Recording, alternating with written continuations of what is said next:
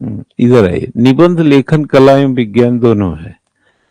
इस शब्द के भाव को अगर आप समझेंगे, है ना, तो निबंध लिखना कला एवं विज्ञान दोनों, ये बात ये हमने अपनी तरफ से समझा है। ये जब आप शब्दों के कोई भी मानविकी विषय के साथ व्यवहार करते हैं, जैसे निबंध वगैरह सब मानविकी है, तो आप उसमें अपने व्यवहारों को उकसाते हैं। जो आप व्यवहार अपनी जिंदगी में करते हैं उसी को इन्फ्लुएंस करते हैं, वहां पे उसको एक प्रकार से उकसाते हैं। जो शब्द आपको उस समय ध्यान आता है उसी शब्दों से आगे बढ़ते हैं। और शब्दों का चयन या शब्दों को प्रस्तुत करना, यह सभी आपके व्यवहार का हिस्सा है। और बार बार का व्यवहार ही कला होती है। बार बार किया जाने वाला व्यवहार आपकी कला बन जाती है। ठीक। दूसरा, विज्ञान इसलिए है कि क्या पहले लिखना है, क्या बाद में लिखना है, क्या उसके बाद लिखना और क्या आखिर में लिखना है। ज्ञान क्रमबद्ध ज्ञान को विज्ञान कहते हैं, जो सिस्टमेटिक है वही साइंस है। तो निबंध में भी एक कलात्मकता के साथ एक वैज्ञानिक पहलू से ये ओतप्रोत है। ठीक। ये तो छोटी लाइन हो गई। इधर आइए। सिविल सेवा परीक्षा निबंध पेपर तथ्य। सिविल सेवा पेपर परीक्षा का तथ्य लिया है, लेकिन हम पीसीएस की विवाद बीच में जिक्र करते रहेंगे। यूपीएससी मुख्य परीक्षा निबंध पेपर में कुल 8 निबंध होते हैं, जिनमें से 2 निबंध को 3 घंटे के भीतर 1000 से 12 शब्द सीमा में हल करना होता है। ठीक है। निबंध पत्र 2 भागों में विभाजित है, ए और बी में। 4 निबंध का विकल्प है और अभ्यर्थी को प्रत्येक खंड में से केवल 1 निबंध चुनना है। ठीक है। प्रत्येक निबंध के 125 अंक है। पेपर के लिए आवंटित कुल जो अंक है वो 250 है, यानी 2 निबंध सिविल सर्विसेज में लिखना होता है। अब ये मैंने सिविल का थोड़ा बताया, तो एक हमने सिविल सेवा का 2024 के पेपर लिया है। ठीक है। पेपर पहले भी जब पेपर हुए थे इसके, तब भी हमने चर्चा किया था। अब चूंकि निबंध की उसमें है तो हमने इसी पेपर को लेना वाजिब समझा। वन सभ्यताओं से पहले आते हैं और रेगिस्तान उनके बाद आते हैं, है ना। तो कल जैसे राहुल से चर्चा हो रही थी, तो हम लोगों ने बल्कि 7-8 निबंध ऐसे ही बना लिए इसी टाइप के चर्चे में। और वो टेक्निक आप लोगों को भी पता चल जाए तो आप 5 निबंध रोज अपने आप ही लिख सकते हैं। टाइटल ऐसे तो 300 टाइटल बना लिए और उसका एक अंदर से अपना जो नजरिया है विकसित कर लिया, तो आप पाएंगे कि ये चीजें ठीक है। वन सभ्यताओं से पहले आते हैं और रेगिस्तान उसके बाद आते हैं। भविष्य के साम्राज्य के मन के साम्राज्य होंगे। हमने हमारी किताब है जो अंतर्राष्ट्रीय संबंध में, मैंने एक लाइन लिखा है कि आने वाली दुनिया में लोग ज्ञान की पूंजी को ही देशों की वैल्यू आंकेंगे, ज्ञान की पूंजी से। क्योंकि अमेरिका $20 ट्रिलियन का है, चाइना भी 17-18 ट्रिलियन की ओर है। दुनिया के इंग्लैंड, फ्रांस और भी जो देश हैं वो अपनी पूंजी को ट्रिलियन में क्यों बढ़ाएंगे? अकॉर्डिंग टू सुविधा बढ़ाएंगे। भाई अगर हमारे यहाँ एजुकेशन बेटर है, हमारे यहाँ ह्यूमन जो इंडेक्स बेटर है, करप्शन लेस है, ब्यूरोक्रेसी लिबरल है, पॉलिटिशियन ट्रांसपेरेंट और ट्रांसपेरेंसी से बाहर हैं, मतलब ट्रांसपेरेंट है बट ट्रांसपेरेंसी नहीं है, करप्ट नहीं है, और सबको शिक्षा चिकित्सा सुविधा बाकायदा मिल रही है, तो हमारा 4 ट्रिलियन है और 6 करोड़ है तो क्या बुराई है? दिक्कत तो उनका है कि $4 ट्रिलियन है और 1 अरब 40 करोड़ है। अमेरिका को क्या दिक्कत है? 33 करोड़ की जनसंख्या में $20 ट्रिलियन रखता है। वही चाइना हमारे बराबर पॉपुलेशन, बल्कि हमसे कम हो गया है, और डॉलर में हमसे, वो ट्रिलियन में हमसे 4 गुना ज्यादा है। तो जो ट्रिलियन एक जरूरत के बाद काम नहीं करेगा, अगर इसका एग्जाम्पल और लेना हो तो 69 की एज में राजेश खन्ना चले गए थे, उनके बंगले की कीमत जो थी 600 करोड़ थी। ट्रिलियन तो उनके पास भी था। बहुत सारे लोग एक्टर होते हैं, बहुत सारे बड़े रईस आदमी हैं, करोड़ों में रहते हैं, बड़े कम उम्र में चले जाते हैं। यानी ट्रिलियन एक लिमिट के बाद सुविधा नहीं देगा, लेकिन अनलिमिटेड सुविधा, इंफॉर्मेशन, नॉलेज, ज्ञान, ये जरूर देगा। तो आने वाली दुनिया, आने वाला देश इस आधार पे शायद नहीं तय किया जाएगा कि आपकी अर्थव्यवस्था क्या है, बल्कि इस आधार पे तय होगा कि आपका सुकून क्या है, आपका ज्ञान क्या है, आपका व्यवहार क्या है, आपका आचरण क्या है, आपका अनुशासन क्या है, आपका दृष्टिकोण क्या है, इस आधार पे तय होंगे। आप सीरिया की समस्या कल देख लिए कि नहीं? हाँ, देखा ना, वहां राष्ट्रपति भवन में कपड़े लत्ते लूट रहे हैं, अलमारी खोलकर चेक कर रहे हैं, सोफा पे बैठ रहे हैं, देख रहे हैं असद मियां कैसे बैठते थे, कैसे उठते थे। जिस दिन सत्ताधारियों को यह यकीन होना शुरू हो जाएगा कि हम पब्लिक के द्वारा निर्मित हैं और हम भी सिर्फ पब्लिक हैं, उस दिन सारा बवाल ही खत्म हो जाएगा। और ये सीरिया उरिया में तो ये संभव भी है। हमको सबसे ज्यादा दिक्कत हुआ है बांग्लादेश से, जो हम नहीं मानते थे। श्रीलंका से हमको दिक्कत था, जो हम नहीं मानते थे। और खास तौर से ये इतने बगल के पड़ोसी हैं कि वो, जैसे कहते हैं ना कि अगर घर के बगल में कहीं बंटवारा हो रहा हो दो भाइयों का, तो और बगल में दो बच्चे और हों, जो तो बाप चिंतित हो जाता है कहीं ये इन्फ्लुएंस, कहीं ये आग हमारे घर ना पहुंच जाए। तो सीरिया हो या कुछ और भी जो फालतू के देश हैं जो लड़ते रहते हैं, फालतू के यहाँ लड़ रहे हैं फालतू में, तो वो तो उनके यहाँ तो कुछ संभावित भी है। लेकिन बांग्लादेश का जरा कल्पना करके देखिए,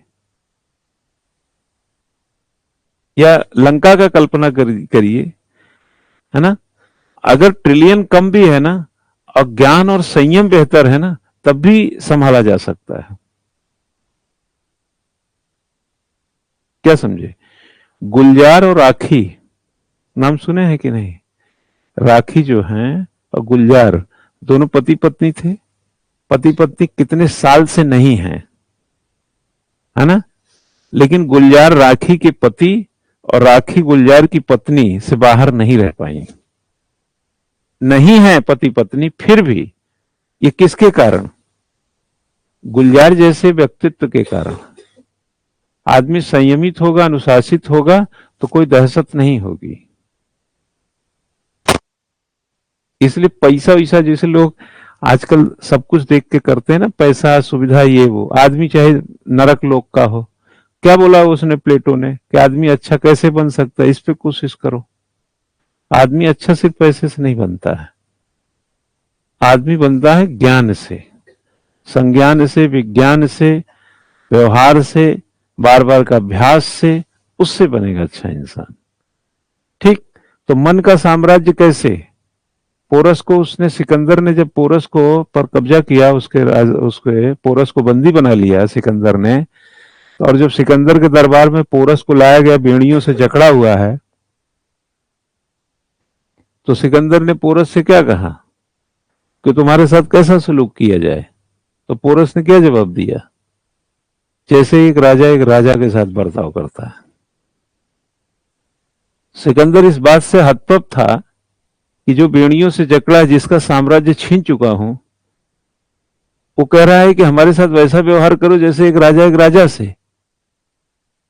आपने उसका साम्राज्य छीना था, मन का साम्राज्य से वो अभी भी राजा था।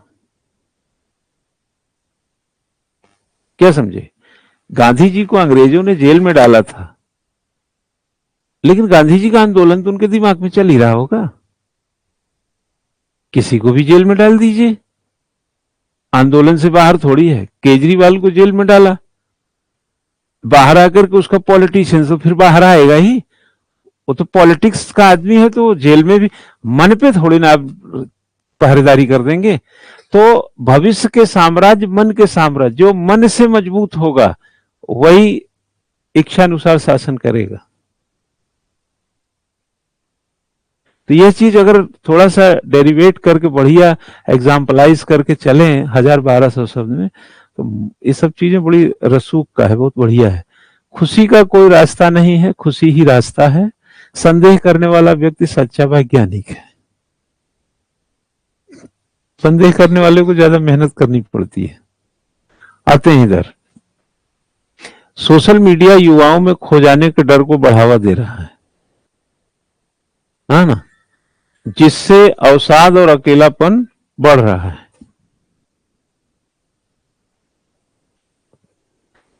हाँ, उनको बता के तो आई है ना, आप यहीं आई हैं, वही है ना, जब बता के आई हैं तो उनको पता है फोन को। अच्छा, सोशल मीडिया युवाओं में खो जाने के डर को बढ़ावा दे रहा है, जिससे अवसाद और अकेलापन बढ़ रहा है। यह कहने की जरूरत नहीं है, आप अच्छी तरह इस निबंध को जानते हैं, लेकिन कच्चा माल क्या होगा इसका आइडिया नहीं है। कच्चा माल आपके दिमाग में जब जब आप उस एंगल से सोचना शुरू करेंगे तब आपके पास आना शुरू हो जाएगा। अभी एक एग्जाम्पल लेंगे एक निबंध का, उससे आपको आइडिया थोड़ा बिल्ड होगा। लगभग सभी लोग प्रतिकूल परिस्थितियों का सामना कर सकते हैं, लेकिन चरित्र की परीक्षा के लिए उन्हें शक्ति दीजिए। ये निबंध पढ़िए, लगभग सभी लोग प्रतिकूल परिस्थितियों का सामना, यानी हमारे कोई भी अगेंस्ट पोजीशन बनती है तो हम उसका सामना कर सकते हैं, लेकिन एक कंडीशन है, लेकिन चरित्र की परीक्षा के लिए उन्हें शक्ति दीजिए। आपको मैं बहुत सही बात कभी बोला होगा, नहीं बोला तो फिर बोल देता हूं, बोले होंगे तो रिपीट। आप चरित्र की शक्ति में शक्तिशाली रहिए, कोई माई का लाल आपको कुछ नहीं बिगाड़ पाएगा।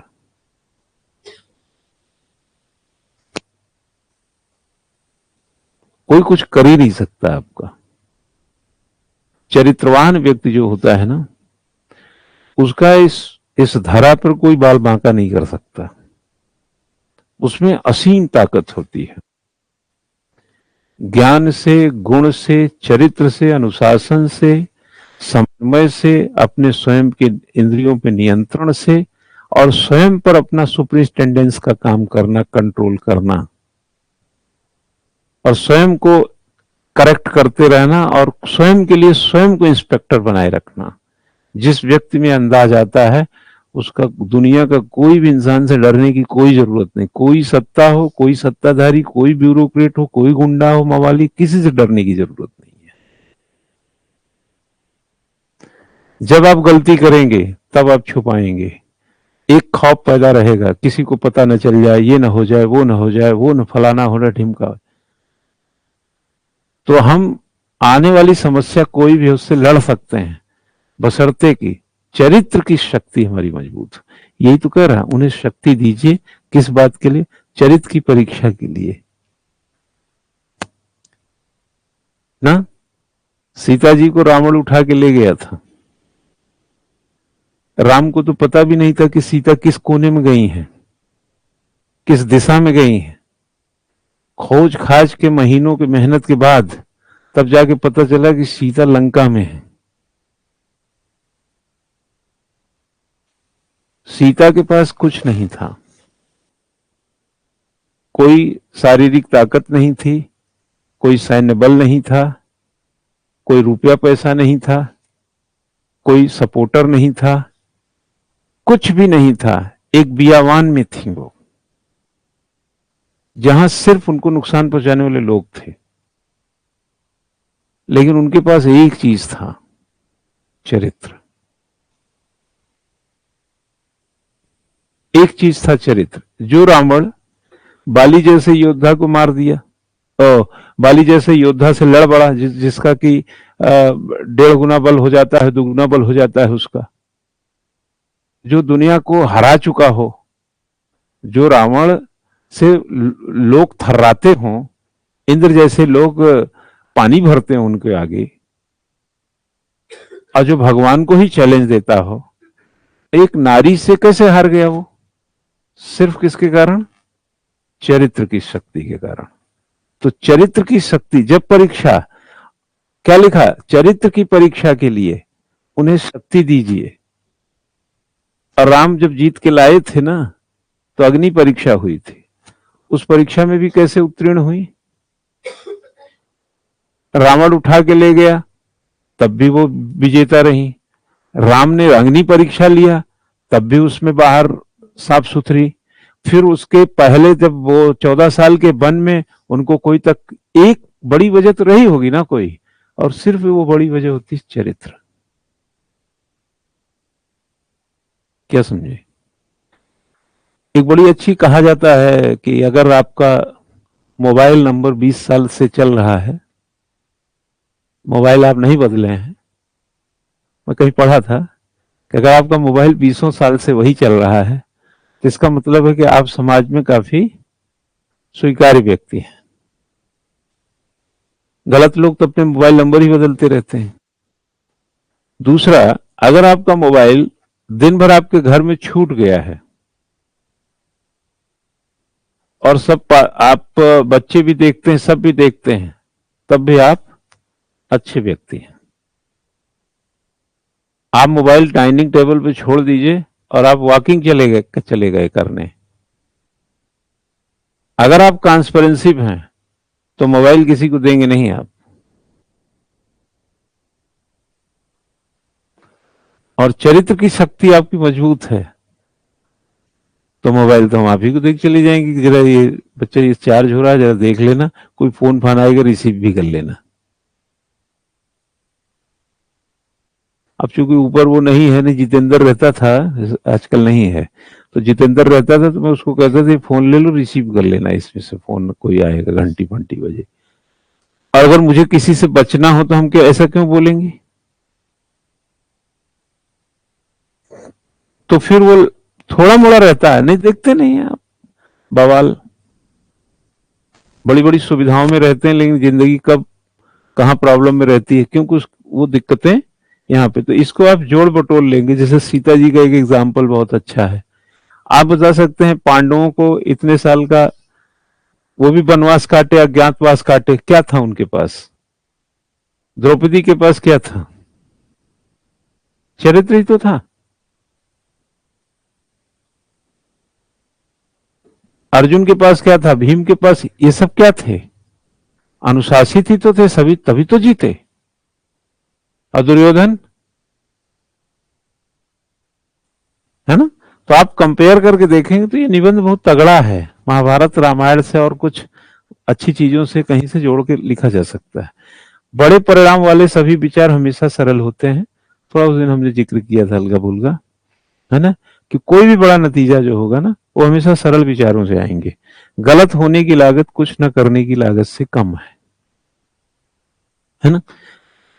इधर आते हैं, एक निबंध है इसमें, खुशी का कोई रास्ता नहीं है, खुशी ही रास्ता है।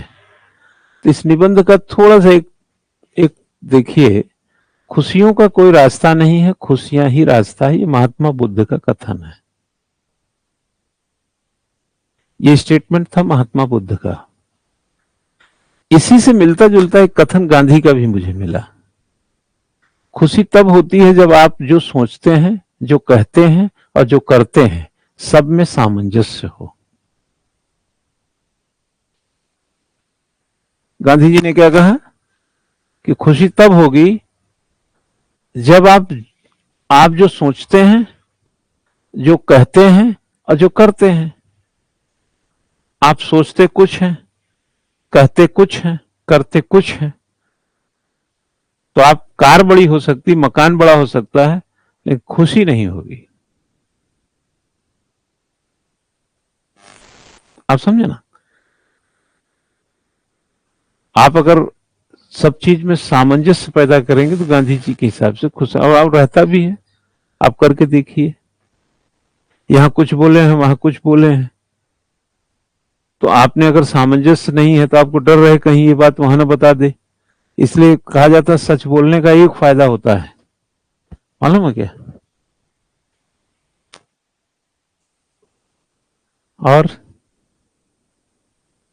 सच बोलने का एक फायदा ये होता है, एक फायदा, कि हमें ये याद नहीं रखना पड़ता कि हमने कहा क्या बोला है। क्यों? सही है ना? सच बोलने का सबसे बड़ा फायदा ये है कि हमें यह याद नहीं रखना पड़ता है कि हमने कहा क्या बोला है।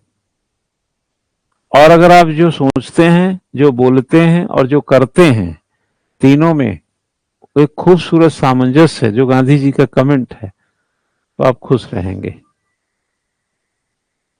और सबसे अच्छा रास्ता ही है जीवन का खुश रहना। पीस एंड हैप्पीनेस उसमें जोड़ना जोड़ लीजिए। अब आप इसका अगर डेकोरम मेंटेन करें, आप भूटान में चले जाइए, इंडिया से ज्यादा खुश रहते हैं वो, जबकि उनके यहां जाएंगे तो पावर प्लांट भी नहीं मिलेगा, इंडस्ट्री भी नहीं मिलेगी, फिर भी पता नहीं कैसे खुश हैं। हमारे यहाँ बड़ी बड़ी गाड़ियां हैं, बड़े बड़े बंगले हैं, बड़े बड़े फार्म हाउस हैं, प्लॉट हैं, फिर भी मुंह लटके हैं। क्योंकि खुशी का सही रास्ता हमको पता ही नहीं है। हमने जहां पर हाथ पैर मार रहे हैं, वो दरअसल हम सोसाइटी में कंपेयर बेटर कर सकें अपने को, इस चक्कर में हाथ पैर मार रहे हैं। खुशी के लिए कहां मारा? आपने घर अच्छा इसलिए बनाया कि दूसरों से बेहतर होगा खुशी, लेकिन बाद में उसी घर में आप कितने खुश हैं? बहुत लोग बहुत बड़ा बिजनेस खड़ा करते हैं और उसी दफ्तर में फांसी लगा लेते हैं। कहां खुश हैं? तो ये दोनों लोगों का जो स्टेटमेंट है वो हमको खुशी की ओर ले जाएगा। इसका तात्पर्य है कि खुशी का अनुभव केवल एक मंजिल नहीं है। इसका तात्पर्य है कि खुशी का अनुभव केवल एक मंजिल नहीं है, बल्कि यह एक कदम है।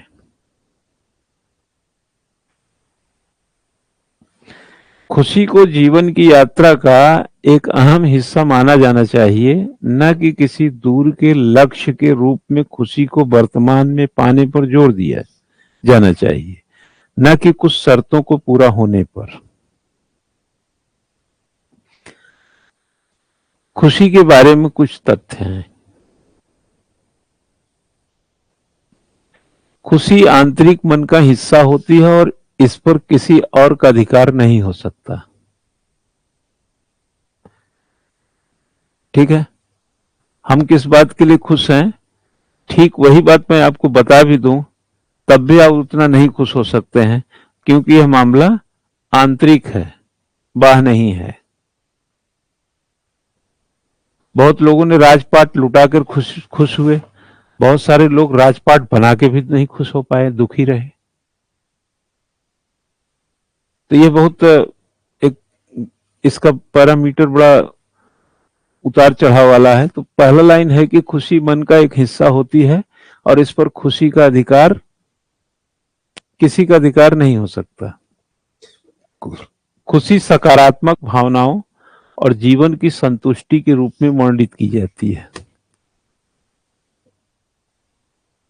खुशी संतोष से लेकर तीव्र आनंद तक की भावनाएं हो सकती हैं। खुशी आत्मसंतुष्टि, आनंद और पूर्णता की अनुभूति से प्राप्त होती है। खुशी आत्मसंतुष्टि, आनंद और पूर्णता की अनुभूति से प्राप्त होती है। योग और ध्यान का अभ्यास भीतर से खुशी पैदा करने में मदद करता है। खुशी को भविष्य में हासिल किए जाने वाली चीज के रूप में नहीं, बल्कि वर्तमान में होने वाली स्थिति के रूप में देखा जाना चाहिए।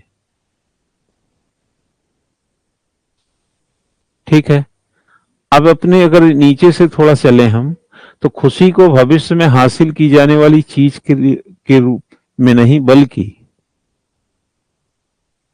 अगर माना हम ये सोचे कि आगे हमारे लिए फ्यूचर में ये हो जाएगा, तो वो कह रहा है कि हासिल की जाने वाली चीज नहीं, बल्कि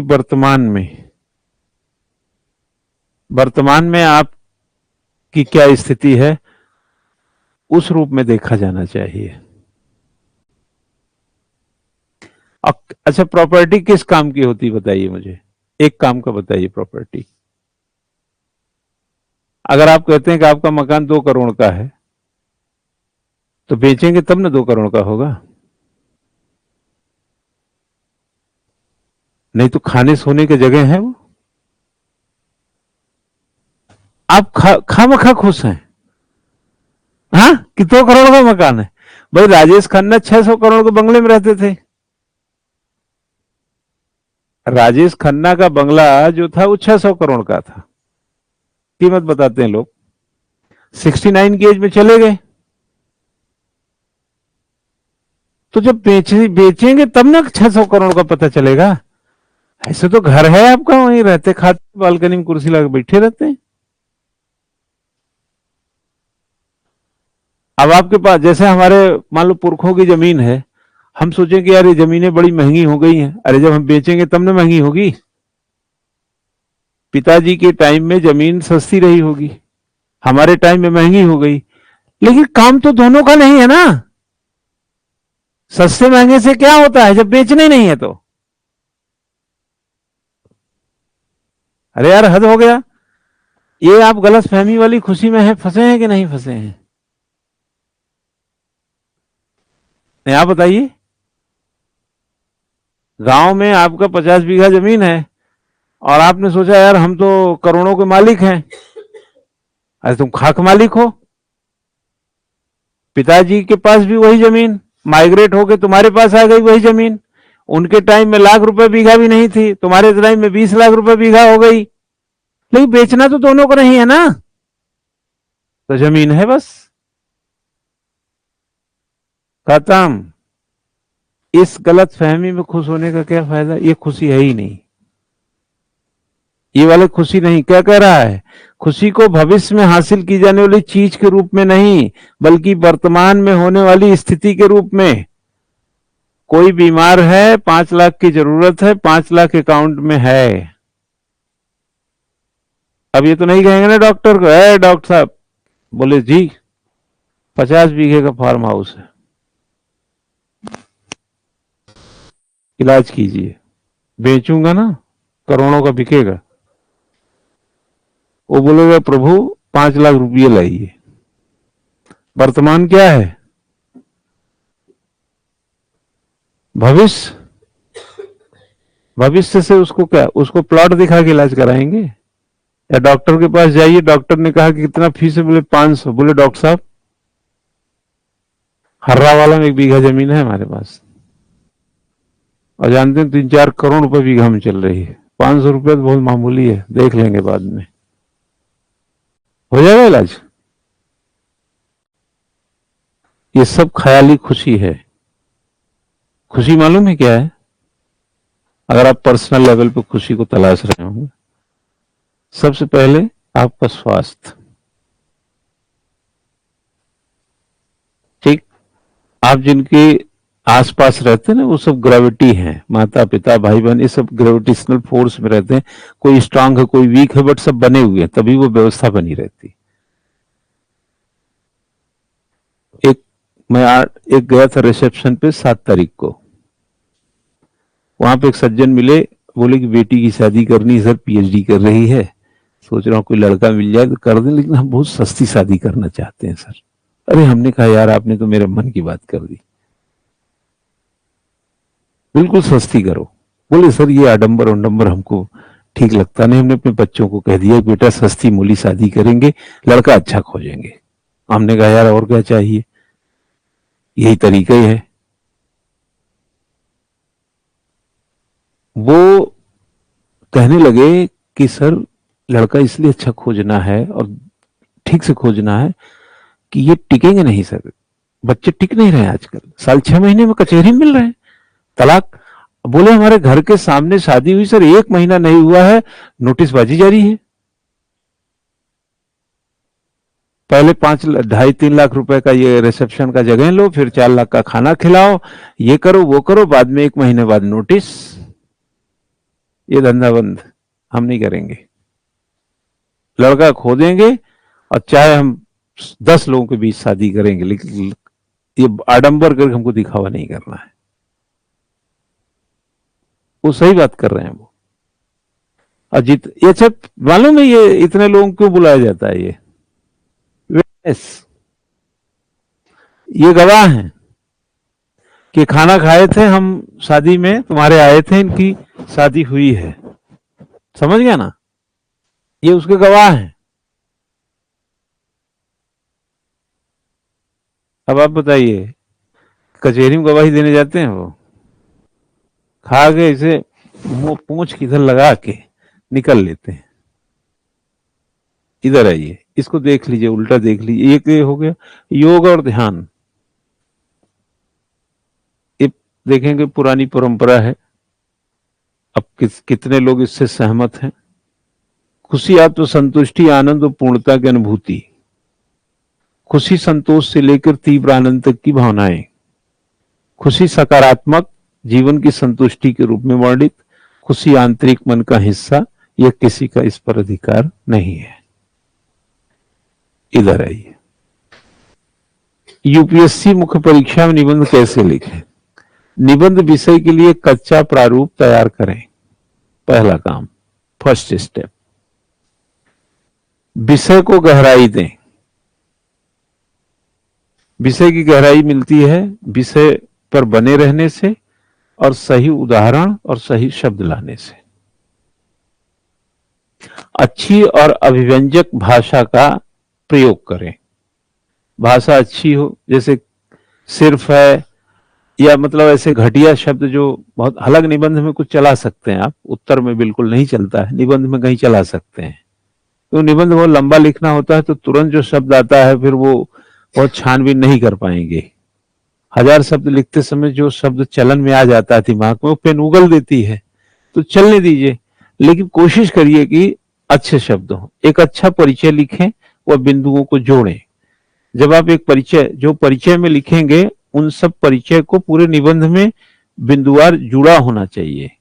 पता परिचय में लिख दिया, अंदर माला ही नहीं है, लिफाफा ही अच्छा है केवल। एक आकर्षण निष्कर्ष लिखें, ये एक चरण था। ये हमने थोड़ा सिखाते समय बताता हूं, जैसे सिविल सेवा में, राज्य सिविल सेवा प्रतियोगियों का अध्यापन कराने में, हाँ, 23 वर्ष पुराना अनुभव इस मनोविज्ञान को मजबूत करने में पूरी तरह सारगर्भित है कि निबंध लेखन एक ऐसी कला है जिसमें नियमबद्ध तरीके से समझकर कोई भी अभ्यर्थी पारंगत हो सकता है। निबंध ऐसे ज्ञान की अभिलाषा रखता है जो सुसंगत एवं तार्किक व्याख्या से युक्त हो, सिस्टमेटिक हो और लॉजिकल हो। जैसे सीता का उदाहरण दिया, राम का उदाहरण, रामायण का उदाहरण, तो लॉजिकल हो वहां पर, जिससे बारंबार लेखन अभ्यास और सूक्ष्म तकनीक कौशल का प्रयोग कर प्रभावशाली किया जा सकता है। एक अच्छा निबंध कैसे लिखें, यह किसी भी अभ्यर्थी के लिए सोच और बोध का विषय है। निबंध के मानक प्रारूप। बृहद रूप से निबंध लेखन को कुछ भागों में विभाजित करें करके, या उसकी ऐसा ऐसा। अब जैसे निबंध है वर्णनात्मक निबंध, इसके भीतर विषय, स्थान, वस्तु के बारे में वर्णन किया जाता है, जिस सूक्ष्म अवलोकन अधिक, मतलब ऑब्जर्व करेंगे, अधिक आवश्यक। सबको समझ में आ रहा है कि नहीं।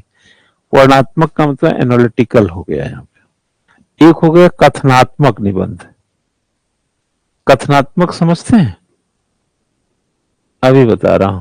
ये कथनात्मक निबंध है, ये कथन ही तो है सब, स्टेटमेंट। जैसे ईर्ष्या बांटने वाले को अंत में ईर्ष्या ही लौट करके आती है, ये स्वामी विवेकानंद का स्टेटमेंट है। तो ये स्टेटमेंट हो गया, है ना। जैसा करोगे वैसा भरोगे, ये क्या हो गए, स्टेटमेंट हो गए। तो स्टेटमेंट टाइप का जो निबंध होगा, ये ऐसे निबंध के अंदर ऐतिहासिक, कल्पनात्मक व वैयक्तिक घटना संबंधी वर्णन की प्रमुखता दी जाती है। ठीक है ना। वैदिक काल, ऋग वैदिक काल, कोई चीज लिख रहा है ना, ऐतिहासिक, कल्पनात्मक। और वर्णनात्मक निबंध क्या होता है, जैसे दहेज की समस्या हो गई, दहेज पे, बाल श्रम पे, ऐसी कुछ निबंध आप लिख रहे हैं, है ना, तो वो वर्णनात्मक, उसका वर्णन कर दीजिए बस। और एक है विचारात्मक निबंध। ऐसे निबंध इस उद्देश्य से प्रभावी होते हैं कि विषय के अतिरिक्त अन्य किसी अमूर्त विषय संबंधित लेख में उद्घाटित विचार का परीक्षण करना होता है। विचारणीय, जैसे चीजों को लाना, वैसे सिविल सर्विसेज के निबंध में ये तीनों रहते हैं। केवल कथनात्मक स्टेटमेंट ओरिएंटेड निबंध नहीं, ये भी सब शामिल रहते हैं। लेकिन पीसेस वगैरह में अगर आपका जैसे आ गया कि बाल श्रम की समस्या, तो बाल श्रम की समस्या का वर्णन कर दीजिए। अब विचार में गांधी का बता दीजिए, किसी का बता दीजिए कि बच्चों के बारे में क्या सोचते थे, कैसा क्या, ये विचारात्मक। लेकिन विचारात्मक एक निबंध ही होता है जो विचारों से भरे होते हैं, है ना। जैसे कहेंगे कि दुनिया का यही हाल रहा तो एक दिन ये भवसागर पार करना मुश्किल होगा, यह एक विचार है ना। जैसे घर वाले कहते हैं कि अगर यही घूम घुमैया रही ना तो एक दिन बच्चा कटोरा लेके भीख मांगोगे, ये विचार है उनके, ये स्टेटमेंट नहीं है, ये विचार है। जैसे हम ही कहते हैं ना कि अगर आप नहीं लिखेंगे तो नहीं सिलेक्ट होंगे, तो ये विचार है। लेकिन अगर हमने कहा कि रोजाना 2 शब्द सीख लिए जाएं तो जीवन स्वयं में पुस्तकालय बन सकता है, ये मेरा स्टेटमेंट है। ठीक है। निबंध 1000 से 1200 शब्द में उत्तर प्रदेश उत्तराखंड पीसीएस परीक्षा में निबंध प्रश्न पत्र 200 अंकों का होता है, जिसमें 3 निबंध लिखने होते हैं और प्रत्येक की शब्द सीमा 700 होती है। ठीक है ना। गौर करने वाली बात तो ये थोड़ा सा बता दिया था। निबंध में बहुधा सुधार, जैसे निबंध का क्या है देखिए, निबंध के विषय सामान्यतः समसामयिक मुद्दे, दर्शन, अर्थशास्त्र, पारिस्थितिकी, समाजशास्त्र, राजनीति अध्ययन, प्रशासनिक संदर्भ में नहीं। अब इसमें हम अगर कहें ना तो आप सोशल मीडिया सब डाल दीजिए, है ना, इतिहास भूगोल सब डाल दीजिए, सब में निबंध होते हैं। अब इसी में अगर आप देखें, सत्य जिया जाता है, सत्य सिखाया नहीं जाता, ये एक फिलोसफिकल निबंध है। हमारा लोकतंत्र किधर जा रहा है, ये हद तक डेमोक्रेटिक पॉलिटिकलाइजेशन वाला है, पॉलिटिकल निबंध। भारत में बेरोजगारी की दिशा एवं दशा, ये एक आर्थिक निबंध है। ये सामाजिक ताना बाना और उसके जड़ पर प्रहार, ये सामाजिक चेतना या समाज शास्त्रीय दृष्टिकोण से देखने वाला निबंध। तो यहाँ पर एक आ गया दार्शनिक, एक आ गया राजनीतिक, एक आ गया आर्थिक, एक आ गया सामाजिक। और भारत में गरीबी, लैंगिक असमानता, साक्षरता की समस्या आदि, यह भी सामाजिक आर्थिक एक निबंध है। और आया सामाजिक सुरक्षा, राष्ट्रवाद और संस्कृति, है ना, यह भी कहीं ना कहीं इंटरनल सिक्योरिटी, ये तमाम ऐसे कुछ सोशल सिक्योरिटी ऐसा समझ लीजिए, जोड़ दिया इसको। मीडिया की भूमिका किस रूप में, मीडिया समाज का आईना आदि, चुनाव की वर्तमान परिप्रेक्ष्य स्थिति, चुनाव सुधार, परिवर्तित परिप्रेक्ष्य में चुनाव आदि, धर्म संस्कृति की मजबूती व कमजोरी, रूढ़िवादिता, तर्कहीन परंपराएं, विज्ञान और धर्म, आतंकवाद, नक्सलवाद, भारत की आंतरिक सुरक्षा, जलवायु परिवर्तन, प्रदूषण, पर्यावरण, ग्लोबल वार्मिंग, प्राकृतिक आपदा, भूस्खलन, ये सब अब आप देखेंगे तो निबंध के कहीं ना कहीं ये दायरे में चीजें रहती हैं यही। और जितना जीएस का चैप्टर है उतना निबंध है। जो जीएस के अलग अलग भाग हैं वो सब निबंध के ही हैं। उपरोक्त विषय समेत कई और भी हो सकते हैं। परीक्षा के समय आवश्यक पहल, इसमें वैसे स्लाइड बहुत ज्यादा होगी। जिस विषय को निबंध है चुना गया उसके बारे में अभ्यर्थी के पास बेहतरीन सोच और बोध होना चाहिए। आपने जो विषय चुना है उस पर आपका परसेप्शन क्लियर हो, यहाँ बोध का मतलब परसेप्शन और थॉट और परसेप्शन क्लियर हो। पता चला आधा निबंध लिखने के बाद आप लड़बड़ा गए, वहीं गड़बड़ा गिर गए, तो फिर कोई वहां मरहम पट्टी करने आएगा नहीं, वो हो चुका, टाइम भी जा चुका है, खत्म भी हो गया मामला। उसे अपने विचारों को व्यवस्थित सरल शब्दों और सघन वाक्य विन्यास के साथ प्रस्तुत करना चाहिए। अभ्यर्थी को निबंध में एक धार पैदा करना जरूरी है जो प्रारंभ से लेकर उपसंहार अर्थात निष्कर्ष तक झलकना चाहिए, है ना। जैसे होता है कि आप लंबे समय तक जैसे टेलीफोन पे किसी से बात करते हैं ना, तो थोड़ी देर के बाद फिर बोले और क्या हाल है, वहां बार बार चीजों को रिपीट करते हैं, चैप्टराइज करके खत्म नहीं करते। तो इसमें माना 5 चरण ले लेते हैं, तो एक चरण हुआ, दूसरा चरण हुआ, तीसरा हुआ, चौथा हुआ, पांचवा हुआ, अब चौथे का चरण का फिर तीसरे का चर्चा कर देंगे। लेकिन अगर उसका कहीं पर यथा वथा तथा तथा कथित कुछ जुड़ रहा है तो अलग बात है। लेकिन आप बात खत्म करते जा रहे हैं और कनेक्ट करते जा रहे हैं। जैसे हमने कहा कि झाड़ू लग गया, हाँ बोले पोछा लगा दो। पोछा लगाने के बाद हमने कहा यार जरा झाड़ू लाना है, यहाँ देखो कोने क्या है, पहले झाड़ू ठीक से लगा लो, ठीक है ना, फिर झाड़ू उठाए। निबंध लेखन के शीर्षक के चयन में शीघ्रता न दिखाकर सघनता के साथ विचार करना चाहिए। आप एक प्रकार से डेंस या इंटेंसिव एनालिसिस करें कि आप ये विषय जो उठाने जा रहे हैं ये आपके पहुंच में है, रॉ मटेरियल आपके दिमाग में है। विचारों की अपनी एक अनुमानित व्यवस्था होती है, उसी रूपरेखा में इसे अंगीकृत करें। प्रत्येक निबंध की अपनी भूमिका होती है जिसका अनुपालन होना ही चाहिए। निबंध में तथ्य और विचार अनिवार्य उपकरण है, इसकी प्रस्तुति में कोई ही उचित नहीं है।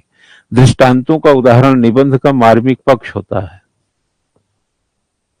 कोई भी दृष्टांत लाइए, जैसे सीताहरण ला दिए, पांडवों का कुछ ला दिए, विवेकानंद की कोई कहानी ला दिए, शिकागो का कोई सम्मेलन ला दिए, ये सब दृष्टांत हैं। दृष्टांत जो होते हैं निबंध को अंत तक जिंदा रखते हैं।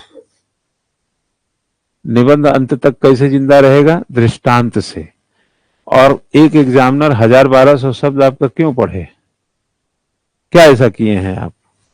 जैसे ही वो लगे कि उसमें आग कम हो रही है, दृष्टांत लाइए जो लॉजिकल भी हो और कनेक्ट होता हो, फिर वो आगे बढ़ा दीजिए। जैसे मैं इनका निबंध पढ़ रहा था कल का, तो काफी आपने कोशिश किया है अलग अलग हिस्सों से बात कहने का, वही उसी को बोलते हैं दृष्टांत। ठीक है। निबंध लेखन में अभ्यर्थी की अपनी मौलिक सोच का पूरा स्थान है, इसे लेकर कंजूसी ना करें। ठीक है।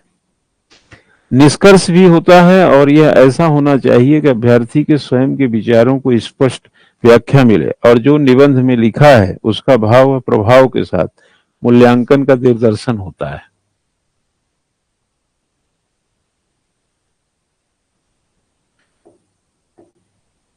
शीर्षक चयन का पहला कदम है। अगर आप निबंध लिख रहे हैं तो शीर्षक चयन का पहला कदम होगा। ठीक है। बाकी इसमें जो बातें हैं मिला जुला के वही हैं। परीक्षा के समय आवश्यक, दूसरी बार आ गया क्या? निबंध का प्रबंधन, है ना। निबंध का प्रबंधन का मतलब यहां पे है कि निबंध भी एक मैनेजमेंट की डिमांड करता है। जैसे आप एक प्लॉट को क्या करते हैं, ड्राइंग रूम यहाँ ये होगा वो होगा, आप यहाँ पे देखिए पता चलेगा। संरचनात्मक तौर पर लेखन में विचार विमर्श, वर्णन, पैरा की व्याख्या, कुछ बिंदुवार लेखन आदि का समावेश होता है। उदाहरण तथा स्लोगन इसकी गुणवत्ता और जीवटता को बढ़ा देते हैं। स्लोगन लिख दिया, कुछ ऐसे कथानक लिख, अब आपको कम से कम 10-20 ठू 25 ठू स्लोगन याद रहना चाहिए। आप समझे ना। जैसे कुछ लोकल भी स्लोगन चलेंगे, भले ही एग्जामिनर न जानता हो, आप उसका वर्णन कर दो। विवेकानंद जैसे कलाम साहब ने कोई स्टेटमेंट कहा है, गौतम बुद्ध का कोई स्टेटमेंट है, गांधी का कोई स्टेटमेंट है, और भी वेस्टर्न है, सुकरात, अरस्तु, प्लेटो, बेंथम, कुछ भी है जिनके स्टेटमेंट है, कार्ल मार्क्स, लेनिन ने कहा हो, कुछ जो उससे जुड़ रहा हो, है ना। तो ये सब चीजें थोड़े से आउट ऑफ टच लगती होंगी। बस अगर आज इंटरेस्ट नहीं लेंगे तो निबंध कैसे लिखेंगे, वहां लिख ही नहीं पाएंगे। अभिव्यक्ति कैसे करें? निबंध लेखन व अभिव्यक्ति अपनी एक दशा होती जिसका पूरा अभिप्राय परोसने से संबंधित, माध्यम चाहे हिंदी हो या अंग्रेजी, त्रुटिहीन शब्द अभिव्यक्ति के मर्म के लिए विनाशक है। ठीक है। वह घातक शब्द का इस्तेमाल करता हूं मैं खुद ये बैठ कर 70 पेज में लिखा हूं ये। और क्या, आप देखिए, मैं आपको निबंध लिखना बता रहा हूं ना, आप मेरे हिंदी में ही देखिए, शब्दों का चयन देखिए। भाई ये तो बताने का है ना, फूहड़ तो नहीं मिलेगी आपको। एक निम्न उपबंध अभ्यर्थी के लिए लाभकारी सिद्ध हो सकता है। ये उपबंध है, लंबे लंबे वाक्यों से बचें। कुछ सीमा तक आवश्यक नहीं है। शब्द जाल में लेखन को उलझाना घाटे का सौदा है। मैं क्या बोलता रहता हूँ? घंटी आपने बजाया, आए, हाँ यार मैं जरा, तुम 10 बजे दफ्तर जाते हो, मुझे थोड़ा मेरी गाड़ी का निकल गया है, अब सवेरे यार हो नहीं सकता, तुम आधे घंटे के लिए मुझे गाड़ी दो, है ना, लाओ कहाँ है चाबी, इसी काम के लिए आया। अब गए, दरवाजा खोला, सवेरे बैठ गए, चाय बन रही है, फिर 15 मिनट के बाद बता रहे हो, तब तक हमारे जैसे एग्जामिनर, अब मोटरसाइकिल नहीं देगा। 15 मिनट में तो तू 15 मिनट कम हो जाता ना मोटरसाइकिल ले जाने में।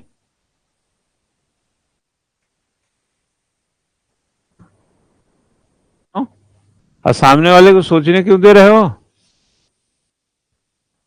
अगर आपने कह दिया अरे यार मैं तेरे थोड़ा सा मोटरसाइकिल लेने आया था, 10 मिनट, आधा घंटे का काम है, बाकी तुम्हारी क्या वो स्थिति क्या है, तुमको कब निकलना है, ये मत पूछो, तब तू बता ही देगा यार भी निकल रहा हूं अभी बस नहा के। आपने तो उसको नहीं देने का एक अवसर दे दिया ना, आपको तो अपना काम निकालना है। अरे राघव, हाँ, ये बड़ी सुबह सुबह, मैं यार सुबह सुबह क्या यार, जा रहा था, देखा गाड़ी का हवा ही नहीं है, अब कहाँ जाता, स्टेपनी बदलो, ये करो वो करो, मैंने सोचा तुम्हारी मोटरसाइकिल लेके जरा 10 मिनट में, आधा घंटा लगेंगे, तुम्हें तो 9 साढ़े 9 तुम, मैं तो 1 घंटा पहले ही आ जाऊंगा, लाओ जरा गाड़ी दो, तेल से लंबा 1 आध लीटर, थोड़ी दूर ही जाना है, लाओ।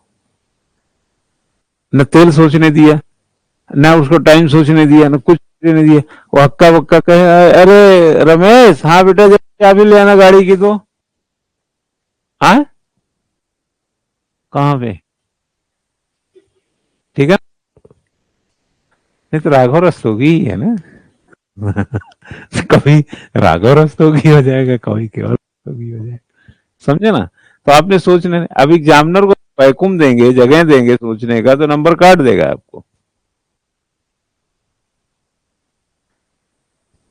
अब दरवाजा खुला, और यार क्या हाल है, बड़ी सुबह, बस ऐसे ही मैंने, चलते तुमसे मिलते हैं जरा सा, और बाकी ठीक है, चाय पानी चल रहा है सब, नाश्ता पानी, हाँ हो रहा है। उसका पता नहीं जाड़े में चप्पल पहन के खड़ा है, परेशान कर रखा है तुमने, दरवाजा खोल दिया मेहमानबाजी में, लेकिन स्थिति तो गमछा वमछा लगा के सब आए हो, वो तो बेचारा टी शर्ट पहन के आ रहा था, नहाने वहाने निकला था, दरवाजा खोल के खड़ा करा, तो वो तुमसे इरिटेट होगा, वो बोलेगा अरे यार कहाँ तो साइकिल यार, मुझे भी अभी निकलना है, आज थोड़ा जरूरी काम है, थोड़ा हो गया, खेल खत्म। तो ये जो आप पूछ रहे थे सबसे क्या मतलब था, गलत दिशा में पूछ रहे थे, लच्छेदार बात कर रहे थे बस, तो ये वही चीज तो हो गया। कुछ सीमा का आवश्यक नहीं है, पर जाल में लेखन को क्या उलझाना घाटे का, हाँ ज्यादा उलझाओ मत, प्रस्तुति सरल और बोधगम्य होना चाहिए, बोधगम्य शब्दों की होनी चाहिए, सामान्य और आम के शब्द निबंध के लिए उपजाऊ सिद्ध होते हैं, हालांकि सघन शब्द भी इसकी उपादेयता को कमजोर नहीं करते। अभ्यर्थी इसका मिला जुला स्वरूप सिद्ध करे, निबंध रोचक रहेगा। इन्हें तो फर्जिए जो है सड़क छाप भाषा लिख के चले आए, दोनों को ले आओ, है ना। निबंध पैरा में लिखें, आवश्यक पढ़ने पे बिंदुवार कर सकते हैं, जिस पैरा में बात कहें उसी पर टिके रहें, जैसे भारत में गरीबी शीर्षक पे निबंध लिख रहे हैं और ऐसा पैरा जिसमें गरीबी से निपटने के उपाय सुझा रहे हैं, तो इसमें इस बात का ध्यान रखें कि पूरा पैरा इसी प्रकार के दृष्टिकोण से ओतप्रोत हो। निबंध में रेखा चित्र या कोई अन्य प्रकार के आंकड़े आदि को प्रस्तुत करने हेतु डायग्राम नहीं बनाना चाहिए, बल्कि शब्दों के माध्यम से ही प्रस्तुत करना चाहिए, ठीक है ना। निबंध में उसकी जरूरत नहीं है, ठीक। लेखन पठनीय हो, सारगर्भित हो और शीर्षक को संबोधित करता हो। प्रारंभ से लेकर अंतिम वाक्य तक निबंध सहितर न होने पाए, विषय पर बने रहना भी अंक की दृष्टि से कहीं अधिक फल